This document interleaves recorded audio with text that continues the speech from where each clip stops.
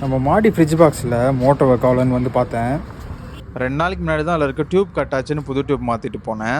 இன்றைக்கும் என்ன பிரச்சனைன்னு தெரில. ஃபஸ்ட்டு வந்தோடனே நம்ம ஃபிஷ்ஷை தான் பார்த்தேன். எல்லா ஃபிஷ்ஷும் நல்லா தான் இருக்குது. ஆனால் என்னென்னா ஸ்லோவாக சுற்றிட்டு இருக்கு. அப்புறமா நம்ம ஸ்னெயில்ஸ் எல்லாம் பார்த்தேன். ஸ்னெயில்ஸ்லாம் வந்து பார்த்திங்கன்னா எல்லாமே மேலே வந்துருச்சு.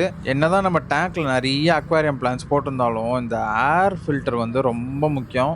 அது ஓடினா தான் ஃபிஷ்ஷஸும் ஆக்டிவாக இருக்குது. அந்த அக்வாரியமும் நல்லா இருக்கா. தண்ணி பாருங்கள் இவ்வளோ கிளியராக இருக்குன்னா இவ்வளோ நாள் அது வந்து ரெகுலராக ஓடிட்டு இருந்தனால தான். இதை நான் ஒரு 7 மாதமாக இந்த டேங்க்கை நான் க்ளீன் பண்ணவே இல்லை.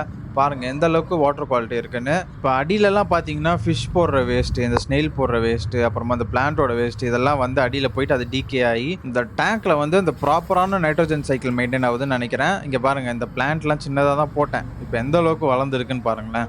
சரி வாங்க நம்ம ஏர் மோட்டரை போய் பார்த்துடலாம். மோட்டரில் வந்து 2 பக்கமும் ஒயரை கட் பண்ணிவிட்டு செக் பண்ணேன். பார்த்தா அதில் ஏர் ஃப்ளோவே இல்லை. மோட்டர் நல்லா தான் ஓடுது. அதில் வந்து பார்த்தீங்கன்னா சுத்தமாக காற்று வெளியவே வரல. ஸோ ஏர் பம்ப் தான் மாற்றணும்னு பக்கத்தில் இருக்க அக்வாரியம் ஷாப்பில் போயிட்டு இதை வாங்கிட்டு வந்துட்டேன். 200 சொன்னாங்க.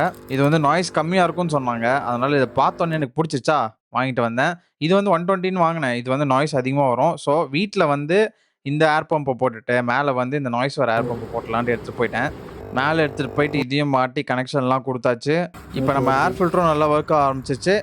இப்போ தான் நம்ம டேங்கை பார்க்கறதுக்கே நிம்மதியாக இருக்குது. இந்த மாதிரி இந்த ஏர் பம்ப் ஓடினா தான் ஃபிஷ்ஷுக்கெலாம் நல்ல ஆக்சிஜன் கிடைக்கும். நம்ம ஸ்னெயில்ஸு எல்லாமே வந்து நல்லாயிருக்கும்.